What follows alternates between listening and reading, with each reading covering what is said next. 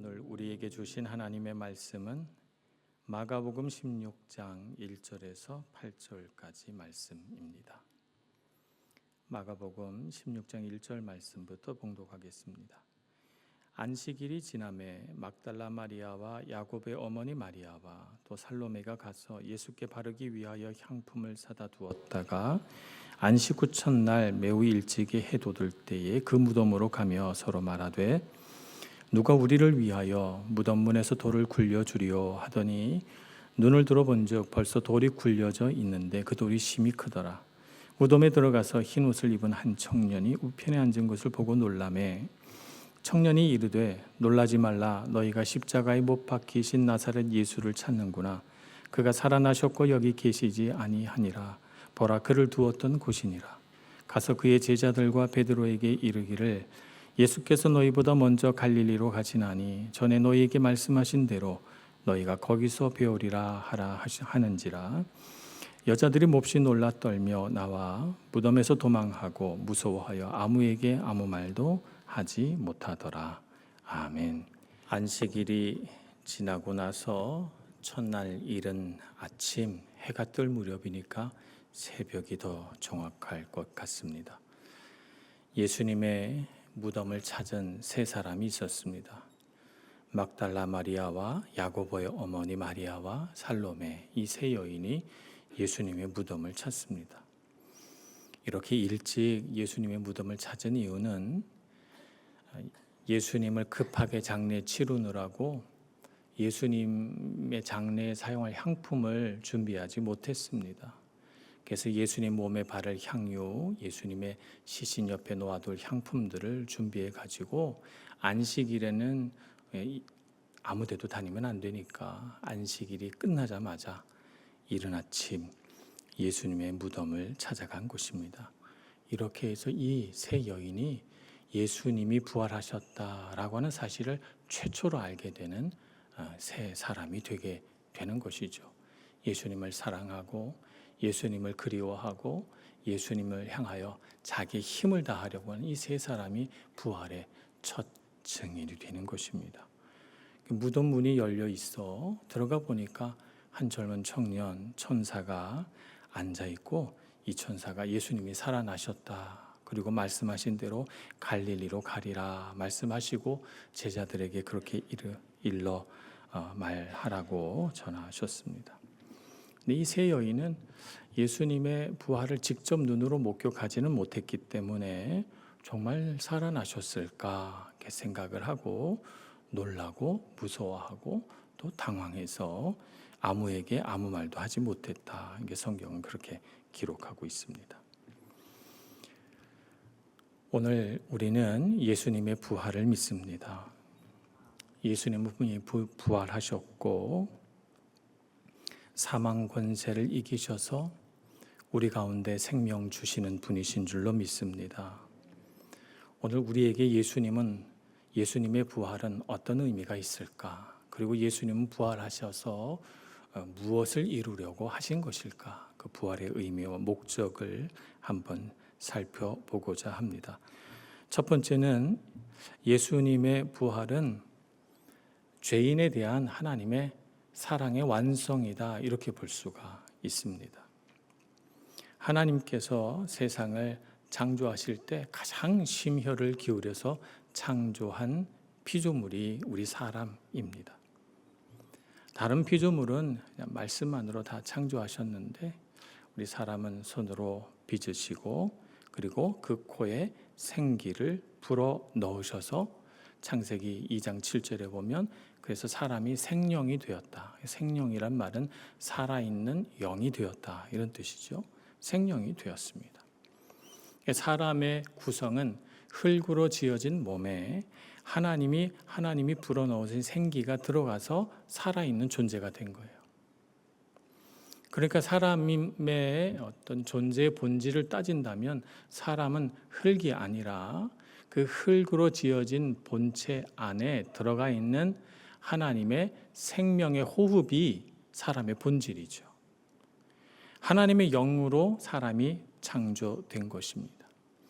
하나님께서 이렇게 사람을 창조하실 때 아무런 감동도 기쁨도 없이 창조하신 것이 아니라 그렇게 창조해 놓으시고 보시니 참 좋았다 이렇게 말씀하셨어요. 그러니까 이 하나님의 짧은 말씀 한마디에서 우리가 무엇을 알 수 있냐면 하나님이 우리를 창조하시고 너무 사랑하신 거예요.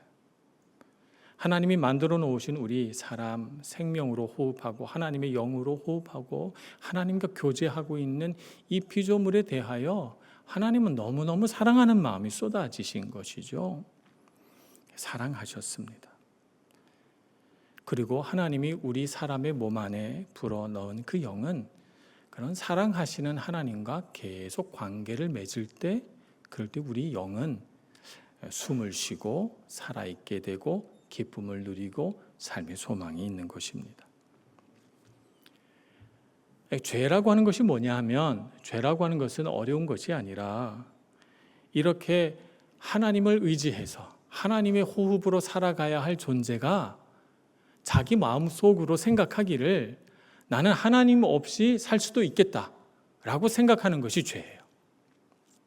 하나님 없이 살 수 있겠다라고 생각할 뿐만 아니라 하나님 없이 내가 주인이 되어 살고 싶다.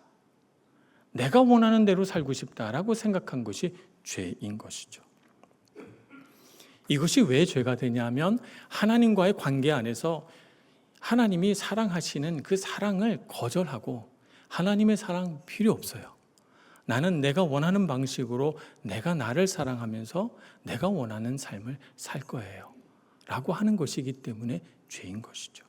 하나님과의 관계에 단절이 일어나고 하나님의 사랑을 거절하고 자기가 원하는 자기 욕망이 이끄는 대로 살아가면서부터 사람이 만들어가는 세상은 많은 문제가 생겼습니다.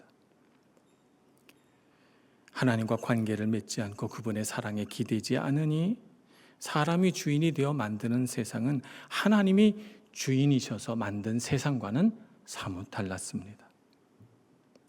사람이 만든 세상에는 상처가 있고 미움이 있고 살인이 들어오고 전쟁이 일어나고 파괴가 일어나고 부패한 삶이 되는 것이죠. 그것이 끊임없이 일어납니다. 어느 한 시대에 위대한 하나님의 사람이 다시 회복시킨다 해도 끊임없이 다시 부패하고 무너지고 살인하고 미워하는 사람들의 삶을 보면서 고통과 죽음이 지배하는 우리 인간의 삶을 바라보시는 하나님의 마음이 어땠을까요? 더군다나 사랑하셔서 창조하셨는데 그 사랑의 대상이 너무나도 무서운 삶 가운데 놓여져 있는 것을 보고 하나님은 정말 안타까우셨을 것 같아요. 그런 하나님의 마음이 창세기 6장 5절 6절에 담겨 있습니다.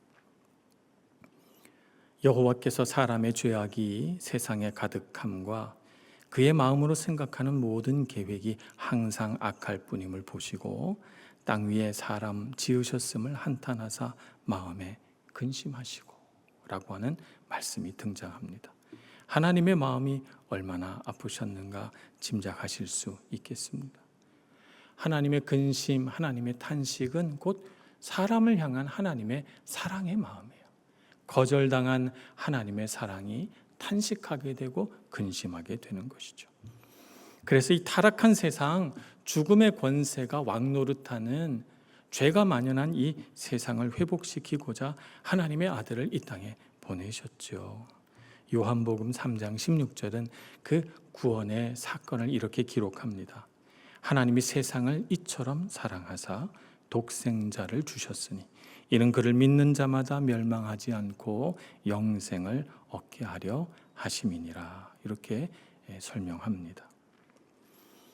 하나님이 세상을 이처럼 사랑하사 얼마나 사랑하셨는지 그분의 귀하신 아들 독생자 예수를 이 땅에 보내시기까지 사랑하셨고 그 아들의 생명값으로 우리의 죄값을 지불하셔서 그분을 통하여 영생을 얻게 하려고 하는 것이 그 아들 예수 그리스도를 보낸 하나님의 목적이라고 말씀하고 있는 것입니다. 불순종과 교만으로 타락한 죄인을 사랑하시는 하나님을 봅니다. 우리는 어떤 사람을 사랑합니까?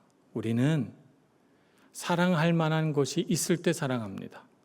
외모가 아름답다든지, 재능이 있다든지, 성품이 좋다든지, 혹은 귀한 집안에서 태어났다든지, 능력이 있다든지, 돈이 많다든지 등등 사람마다 사랑하는 그 근거와 이유는 조금씩 다 다르겠지만 우리는 누구를 사랑할 때 사랑할 만한 것이 있어야 사랑합니다. 사랑할 만한 것이 하나도 없는데 사랑하는 사람 이 세상에 잘 없습니다. 근데 하나님은 어떻습니까? 하나님을 떠난 사람, 하나님과의 관계 밖에서 온갖 추한 욕심으로 자기를 더럽히며 살아가는 이 죄인들, 하나님의 눈으로 볼 때 사랑받을 만한 것이 하나도 없는 사람을 사랑하고 계신 것입니다. 사랑받을 만한 것이 도무지 보이지 않는 이 추하고 더러운 인간을 위하여 순결하고 아름답고 고귀하신 아들을 고통당하도록 십자가에 속죄제물로 내어주신 거죠. 얼마나 놀라운 사랑입니까? 하나님의 사랑을 거절한 사람들을 구원하시기 위하여 끝까지 사랑을 포기하지 않으시고 그 아들 예수 그리스도까지 주신 하나님의 사랑을 봅니다. 처음 사람을 지었을 때 그 사람은 죄가 없었기 때문에 사랑받을 만했습니다. 그래서 하나님이 보시고 참 좋았더라 그러시면서 참 좋구나 그러시면서 사랑하셨어요. 근데 지금 나중에 하는 그리스도 예수의 십자가 은혜로 사랑하시는 사랑은 사랑할 것이 하나도 없는 죄인을 사랑하시기 때문에 사랑하는 것이기 때문에 처음 사랑, 창조의 사랑과는 비교할 수 없이 큰 사랑으로 우리를 사랑하시는 것입니다. 그래서 예수 그리스도를 통해 나타난 하나님의 사랑은 창조의 사랑이 완성된 하나님의 최종 사랑인 것이죠. 그래서 그 사랑 안에서 하나님은 아들 예수 그리스도에게 우리가 받아야 할 모욕을 대신 받게 하고 우리가 받아야 할 형벌을 대신 받게 하고 우리가 받아야 할 멸시와 천대를 대신 받게 하셔서 그분이 징계를 받음으로 우리가 평화를 누리고 그분이 채찍에 맞음으로 우리가 나음을 받고 그분이 죽으심으로 우리가 생명을 얻도록 인도하신 것입니다. 얼마나 큰 사랑입니까? 우리는 십자가 위에서 하나님의 사랑을 봅니다.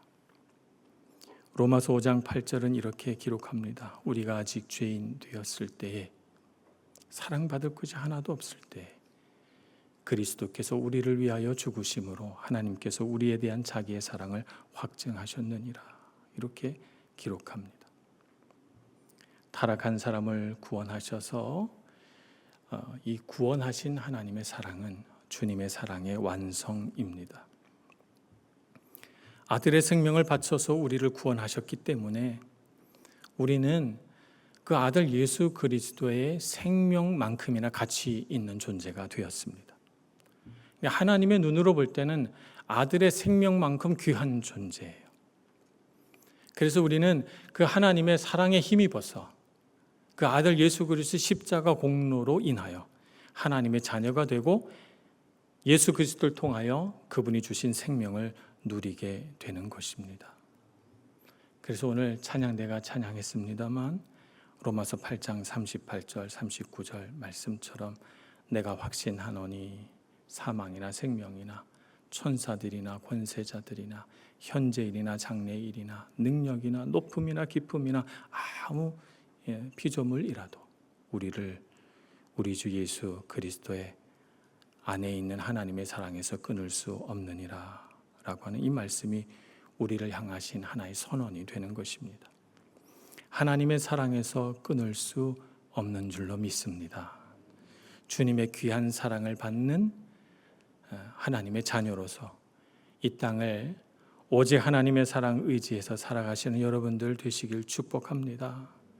우리가 그분의 사랑을 알면 어떤 삶을 살아야 되는가?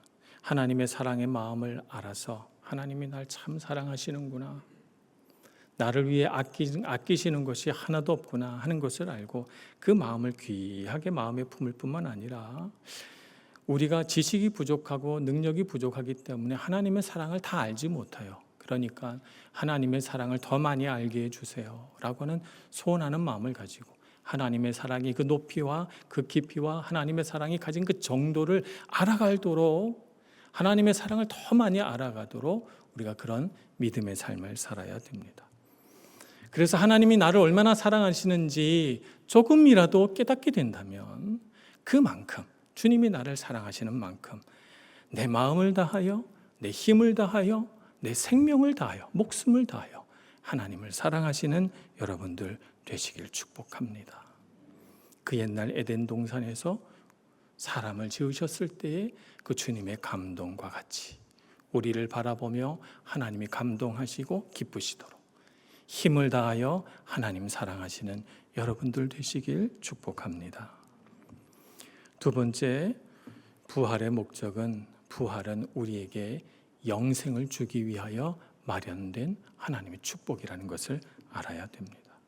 부활은 우리에게 영생을 가져다 줍니다. 근데 오늘날 많은 사람들이 예수님의 부활을 믿지 않습니다. 예수님의 말씀은 참 들을만하다 이렇게 평가하고 예수님이 살아가신 인생은 참으로 고귀하다 이렇게 말하고 예수님의 죽음은 참 안타깝고 예수님의 죽음이 참 가치롭고 의미 있다 이렇게도 말합니다만 그러나 부활은 꾸며낸 사건 아니겠느냐. 부활은 그냥 제자들이 만들어낸 신화일 뿐이다 라고 평가절하는 사람들이 너무나도 많습니다. 심지어는 믿는 자 가운데서도 그러한 주장에 귀가 솔깃해지는 분들이 있는 것 같아요. 정말 그렇습니까? 세상을 창조하실 때 하나님은 이 세상에 질서를 부여하셨습니다.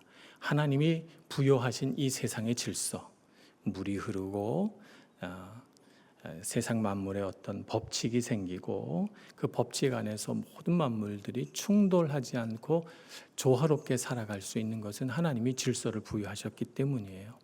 그래서 하나님이 부여하신 질서를 자연 법칙이라고 합니다. 그러면 하나님에게 어떤 권능이 있어요?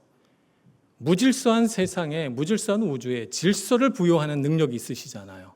그러면 그 하나님이 부여한 질서를 뛰어넘는 능력도 있으시지 않겠습니까? 하나님이 자신이 만들어 놓은 자연 법칙 아래에 있습니까? 위에 있습니까? 하나님은 초자연적인 일을 하실 수 있는 분인 줄로 믿습니다. 하나님이 세상 모든 만물 다 지으시고 유일하게 죽은 자를 살리시는 일만은 못하십니까? 생명의 주인이시라고 우리가 하나님을 고백합니다. 하나님은 아무것도 없는 무에서 유를 창조해 내셨습니다. 이 무에서 아무것도 없는 곳에서 생명을 창조해 내신 거예요. 그래서 우리가 하나님을 생명의 주인이라고 합니다. 그런데 하나님께서 생명의 주인이신데 죽은 자를 살리시지 못하시겠습니까? 하나님은 말씀대로 이루시는 분이십니다. 성경을 보면 하나님은 무수한 약속들을 사람에게 하시고 그 약속들을 하나씩 하나씩 이루어 가시는 것을 봅니다. 하나님의 모든 약속 가운데 가장 위대한 약속이 우리 모든 사람들을 죄에서 구원하시겠다는 구원의 약속입니다. 그런데 하나님께서 다른 약속은 다 지키시고 우리를 죽음의 권세에서 우리를 사단의 권세에서 구원하시겠다라고 하는 이 약속만은 못 지키십니까? 그런 분이십니까? 그렇지 않습니다. 만약에 예수님께서 부활하지 않으셨다면, 부활이 없다면 그분이 가르치시는 그 모든 가르침이 무슨 의미가 있습니까? 죽음의 권세 아래에 있는 사람이 한 허무한 말일 뿐일 것입니다. 그가 겪으신 모든 고난도 헛것이 되며 구약 성경에 기록된 모든 예언도 실패가 되는 것이죠. 부활은 분명히 있습니다. 하나님께서 부활을 위하여 그 아들 예수 그리스도를 이 땅에 보내셨고 그 아들 예수 그리스도께서 용감히 우리의 모든 죄를 지고 죽으신 까닭은 그가 다시 살아나실 것을 믿으셨기 때문입니다. 그래서 예수님은 세 차례나 자신의 죽음과 부활에 대하여 예언하셨습니다. 내가 대제사장과 장로들에 의하여 십자가에 죽임을 당하고 다시 살아나리라. 3일 만에 살아나리라 분명히 말씀하셨고, 바리새인들이 예수님께 나와 당신이 그리스도라는 증거를 보여주시오라고 요구했을 때 마태복음 16장 4절에 보면 내가 보여줄 표적은 요나의 표적밖에 보여줄 표적이 없다라고 말씀하시면서 마음이 완악한 자들이라고 그렇게 꾸짖으셨습니다. 요나의 표적이란 요나가 물고기 뱃속에 3일 동안 있다가 다시 생명을 얻은 것처럼 무덤 속에 들어가 있다가 3일 만에 다시 살아나실 것을 은유적으로 표현한 것입니다. 예수님은 분명히 부활하셨습니다. 예수님의 고난과 죽음의 최종 목표는 부활이기 때문입니다. 부활은 하나님의 구원 계획의 최종 목표이기도 합니다. 예수님의 고난과 죽음으로 성취한 열매가 바로 부활입니다. 하나님은 예수 그리스도의 부활을 통해서 창조하실 때 불어넣었던 생명의 호흡으로 우리가 다시 호흡할 수 있도록 우리를 이끌어 주십니다. 하나님과 우리 사이에 죄로 인하여 멀어졌던 것들이 그리스도 예수로 인하여 다시 하나가 되고, 우리는 그 옛날 에덴 동산에서처럼 그리스도 예수를 통하여 생명의 호흡으로 다시 하나님을 만나게 되는 것입니다. 고린도전서 15장 20절 22절은 이렇게 말씀합니다. 그러나 이제 그리스도께서 죽은 자 가운데서 다시 살아나사 잠자는 자들의 첫 열매가 되셨도다. 사망이 한 사람으로 말미암았으니 죽은 자의 부활도 한 사람으로 말미암는도다. 아담 안에서 모든 사람이 죽은 것 같이 그리스도 안에서 모든 사람이 삶을 얻으리라. 아멘. 그리스도 안에서 우리가 생명을 얻게 되었습니다. 생명의 호흡으로 다시 호흡하며 하나님의 사랑을 알게 됩니다. 우리를 얼마나 사랑하시는지 우리 마음으로 알고, 우리 감정으로 알고, 우리 의지로 알고, 우리 몸이 반응하고 우리 영이 반응하여 하나님의 사랑에 감격하여 눈물 흘리고 주님 앞에 예배하게 되는 것입니다. 우리의 삶은 예수 그리스도의 피로 씻겨 깨끗하게 되고 하나님의 자녀라고 하는 놀라운 지위와 특권을 얻게 됩니다. 우리가 예수 그리스도의 부활을 믿으면 하나님으로부터 내려오는 은혜와 사랑과 능력을 끊임없이 공급받는 생명의 삶을 살게 되죠. 그래서 요한복음 17장 3절은 영생을 이렇게 정의합니다. 영생은 곧 유일하신 참 하나님과 그가 보내신 자 예수 그리스도를 아는 것이니이다. 이렇게 정의하고 있습니다. 우리 육신은 흙으로 만들었으니 흙으로 돌아가리라 말씀하셨습니다. 육신의 기력이 다해 언젠가는 우리가 죽을 것입니다. 그러나 우리 육신이 죽어도 예수 그리스도의 부활로 인하여 우리의 생명의 호흡은 끊어지지 않을 것입니다. 우리의 영은 죽지 않고 하나님의 얼굴을 뵙게 되며 부활하신 주님이 첫 열매가 되셨듯이 우리는 그분을 따라 부활한 몸을 얻게 되리라 믿습니다. 그러니 여러분, 부활은 우리에게 주어진 영생의 선물인 줄로 믿고 부활에 대하여 반신반의하거나 의심하는 세상 속에서 굳센 믿음으로 그분이 주신 생명을 우리 몸과 마음과 영에 품으시길 축복합니다.